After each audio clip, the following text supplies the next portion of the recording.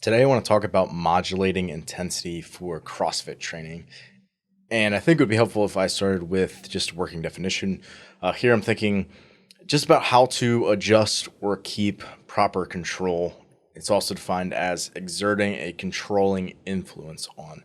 So basically, we can figure out how we can regulate how hard or easy an athlete is actually going specific to their CrossFit training. And we'll define what CrossFit training is too, because that's obviously subjective and it's open-ended and there's a lot that can fall in that. So I think it would be helpful if we cleared that up a little bit.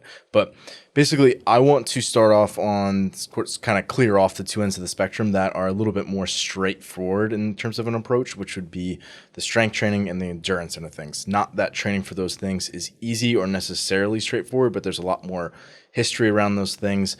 And generally, there's a lot more education out there already on how to regulate intensity. And there's a number of different ways. I'm going to cover some of that today. However, I kind of want to check off those first, and then we'll figure out how you can adjust for CrossFit specifically. So today I want to go through how you can modulate intensity for CrossFit training.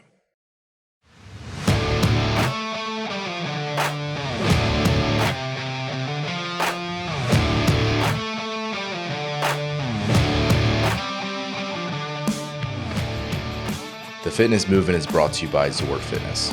We offer coaching and individualized program design, as well as educational content for coaches and athletes. It's all at one place, zorfitness.com. So as I explain this, I thought it would be helpful if I had examples, and I also thought it'd be cool if I pulled real examples from my athletes' training. So I'm not going to give you their names. However, I am going to actually put it up. If you're watching this on YouTube, I'm actually going to screenshot their actual whole block of training, but just kind of highlight the chunk that I'm talking about, and I'll also verbally kind of explain it and go over it. So as I said, we're going to start with the spectrums, the strength and the endurance, and then we'll kind of go ends to middle, where we're actually doing a lot more of the CrossFit work, which is typically a blend of strength and conditioning, and obviously be a lot of different things. So strength work, one way that you can modulate intensity would just be with percentages. So someone's done a 1 rep max back squat before, so you can figure out what 70% of their best ever back squat was. Again, it's helpful if you have at least an understanding of someone's current maxes and how that could be raised or lowered based on like the recovery state that they're currently in. However, at least having a rough idea of where that person's at is obviously going to be super helpful. So here's an example from one of my athletes training. A was a 12-minute EMOM, a no foot power snatch with a slow pull till the knee. So in other words, they're not actually lifting their feet off the ground and moving them, and they're slowing down that first pull up until, as it says, the knee. And then they're going to do a no feet power snatch. And again, that's going to be at 65 to 70%. So again, more form focused, relatively light. And then I want them to note the RPE when they actually finish that work. B will be then a 10-minute EMOM of a no feet hang power clean, again at 65 to 70% of their best clean. Again, and typically when I write percentage work for weightlifting, unless I say otherwise, it's usually based on their full lift. For example, they were doing power snatches. However, it's based on however they can snatch the most weight, right? Typically for most people, that's going to be a squat snatch. Same thing for, in this case, it was a hang power clean. They're going to be basing that off their full clean, again, unless I say otherwise. And then C was a snatch pull to hip. And that was 6 sets of 4 reps at 117% of their 1 RM snatch, that was pretty deep into progression. So that's obviously a pretty heavy snatch pull. Again, they're noting the load and the RPE at finish. RPE, rating of perceived exertion. That's something that I kind of, as you see, kind of going back and forth between. And that's sort of another way that I will typically do this. So one way would be percentage-based work. Second would be RPE, rating of perceived exertion. I use a scale of just 1 to 10, and they can use decimals if they want, like 7.5 out of 10, for example. Here's another example. Different athlete. A, low hang snatch. They're building to RPE 9 for a single. And then after that, they're doing power snatches at 7 sets of 1.1, meaning they're doing a single. They'll drop and reset and do another single. And they're supposed to be performing those all at RPE 7 to 8. So all 7 of those sets are supposed to be at a moderately heavy load across. And again, that could change if they're feeling like garbage. Obviously, that is going to vary, whereas percentage work is going to be static throughout. So it kind of depends. Also, it gives rating perceived exertion work gives a little bit more auto-regulation ability based on the athlete and how they're feeling a particular day. However, if you want them to hit certain, weights or percentages, then obviously you need to actually make sure it's specific to that athlete.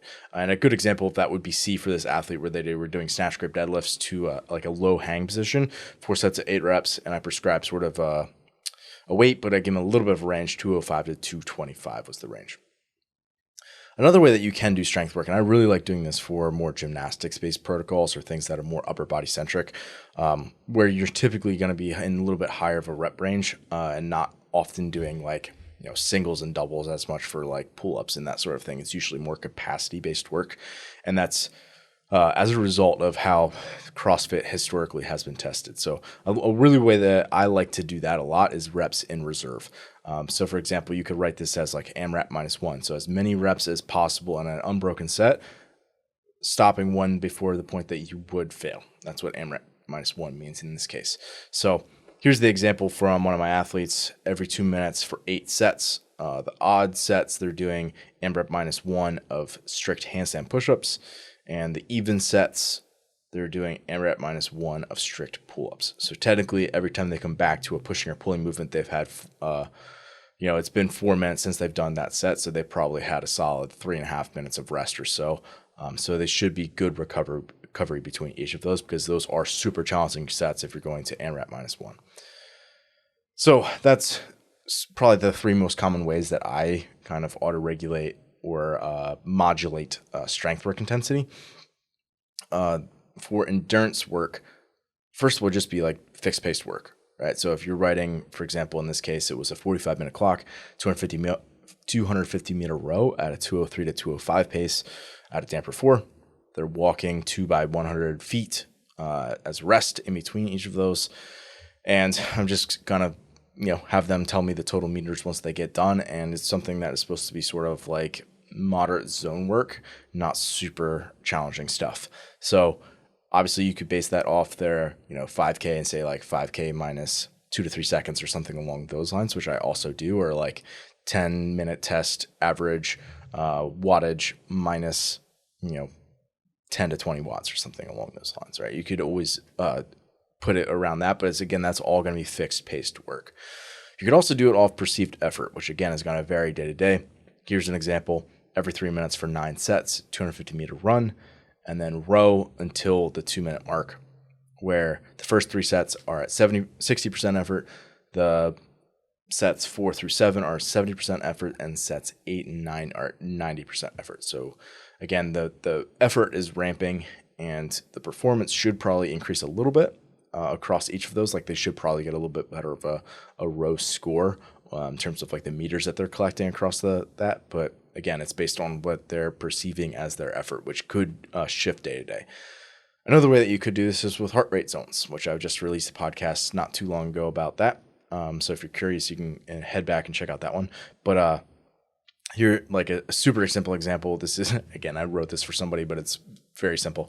25-minute C2 bike at zone 2, right? And the time only counts when you're actually in zone 2. Things as simple as that. You could also use some other modulators, which I really like. One would just be like nasal breathing. So for example, 2K row to nasal cap, right? It's sort of like a finisher for the day, or in this case, it was like part of a recovery day, and they did that several times, like multiple 2Ks at a nasal cap.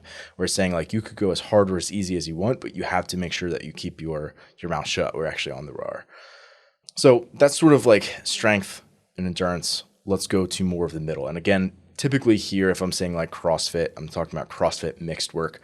Doesn't have to necessarily be MetCons. However, it certainly could be. Every 8 minutes for 3 sets, this would be our first example, is a 3-minute AMRAP at 90% or a hard effort. 20 burpee box get-overs, and then max overhead squats in the remaining time. So again, you can just see based on like the work-rest ratio that's obviously going to be able to be higher effort work, right? They're getting 5 minutes of rest and they're only working for 3 minutes. However, it's also verbalized in language and effort in terms of it being a high effort, but then also saying like this is supposed to be a hard pace. So it's reinforcing to the athlete what the intention behind that work is. And it gives them like a model of how to start to think about and how to prepare mentally for a piece that they're attacking it in the correct way. Another example, 5 rounds of 60% effort, 20 calorie bike erg, 2 ring muscle ups, and then immediately into the next piece, which is 5 rounds at 85% effort of a 20 calorie biker and 3 bar muscle ups. Again, one of the things that is important to realize is that effort is going to be based on the modalities that the person is doing and how proficient they are in those movements. If we're talking about CrossFit, right? If it's just running and someone's a runner, obviously they're going to be able to go right up against their capacity. However, if you have all these different skills, it's something that you need to be a little bit more tactile on how you go about actually prescribing that sort of work. So in this case, obviously a strict ring muscle up is a, very high complexity, high strength driven movement. So you need to be able to be a little bit more reserved in how you go about attacking a piece like that, especially if you're not someone who has had a ton of exposure in that sort of a movement. So 60% isn't going to be crazy, right? Whereas 85%, you're now doing a kipping movement, is going to be way closer to that ceiling, and like your total systemic work rate is going to be significantly higher in those 5 rounds versus the first 5. And again, that's something that athlete has sort of built up to, and they're capable of doing that. But then also they understand that this is sort of where my capacity is at in the strict variation, and then the kipping variation on the bar. I would say even simpler than like writing this sort of perceived effort work or giving some language about how to attack a piece would just be like modulating work rest, where it's going to be appropriate for an athlete. So things like EMOMs every 90 seconds, every 2 minutes, right? Where it's a sort of a, maybe not a fixed work ratio, because it could be a little bit variable based on how you actually write that. And actually sometimes like writing, EMOMs where it's a fixed amount of work in the EMOM. So for example, like a 12-second bike on the minute, which is basically like a desaturation protocol. However, you could also do it where it's 10 calories, and it's going to be variable in terms of how long it takes someone to get through that. But you just need to be aware of the work rest ratio and how you're thinking about that as you're actually writing it for the athlete, like thinking about the athlete, how long is this probably going to take them, and then sort of working backwards from there about how long the work rest ratio should be, and then how much volume when you give them, because that's obviously going to change how they can pace it.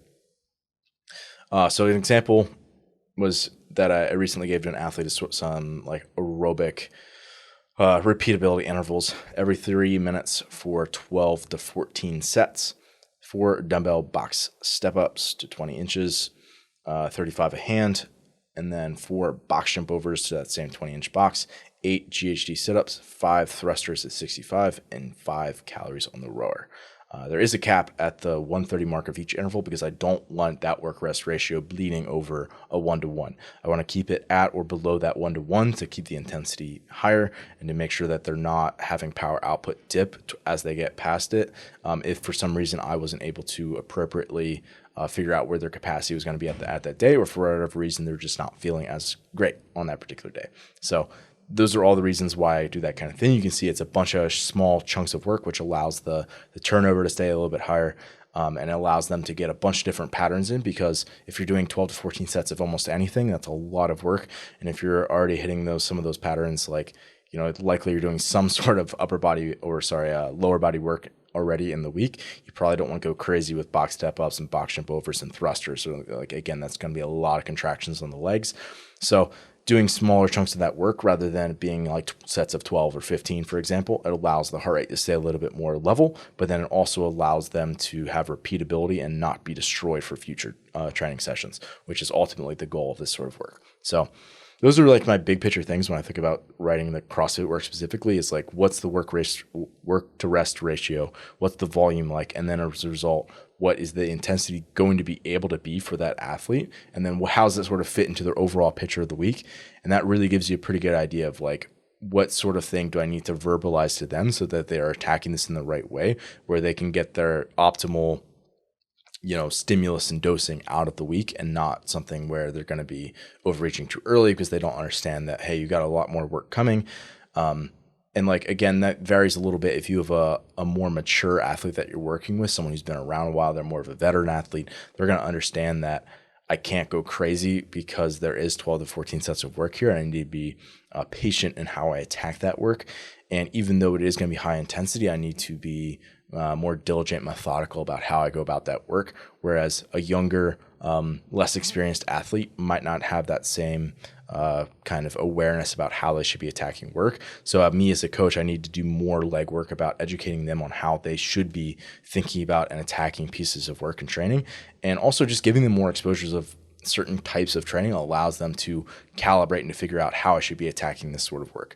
I made a joke the other day about at the gym, we did every 3 minutes for 10 sets, and it was, this bout of work, and then it ended at the 130 mark. So it was 130 on, 130 off, and almost everybody went way too hot in that first interval and just kind of paid for it the rest of the time. We came back after several weeks of doing those types of progressions, and we did the exact same workout, which I don't often do, like test retest stuff, especially in like more of a conditioning based format like that. That's like really challenging. However, I wanted to sort of make a point of like, if you pace this correctly, it can be way better. And just people's understanding of what the volume is and how they should be pacing it completely changed, even if it wasn't something that they could verbalize. And just the way that they went about attacking the work, they're much more patient and diligent and methodical, like I was mentioning, and they're able to then kind of extend the work bout across a much more even, their scores are way more even and consistent throughout, which is ultimately the goal. So those are some of the ideas that I think about of how you can regulate intensity. This was meant to be in no way exhaustive, but I do hope it shed at least some light onto how you can modulate intensity for CrossFit training. Thanks for listening today. If you're someone who just started listening to the show, I would encourage you to subscribe so you can stay up to date. If you're someone who's been listening for a while, I would encourage you to rate and review the show. And lastly, the best thing that you can do to support our work is also the best thing that you can do for your performance. And that is by hiring one of our coaches. Until next time, stay the course.